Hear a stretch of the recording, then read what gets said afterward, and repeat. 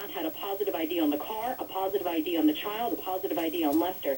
And this may explain why there are reports out there at this time that there could possibly be a body in the car and another body outside of the car.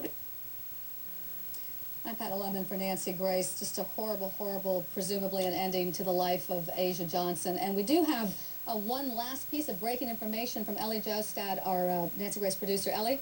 Yeah, this is actually through the Oklahoma Bureau of Investigation. They said that in the car or near the car, a note was found that addressed what happened in the situation. Now, they didn't reveal the contents of that note or say who wrote that, but they are investigating that right now. All right, no, wait, let me get this straight. So there's like a goodbye note, presumably? It's hard to tell. All we know is that there is a note, and it apparently does address what happened.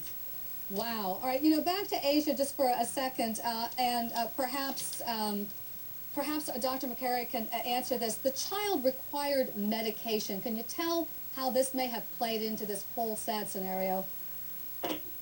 Well, when kids require medication, sometimes it can be an avenue for somebody to find a way to do mischief. They can manipulate the medication, overdose medication, and who knows what happened, but kids are especially dependent on other people to administer these medications, so, you know, there's possibilities there as well. And can you talk to us a little bit about bipolar and about attention deficit? What a horrible thing for this poor child.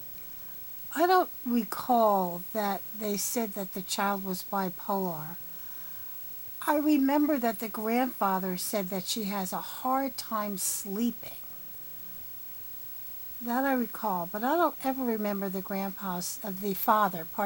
father saying that Asia was bipolar. But I'll try and find out.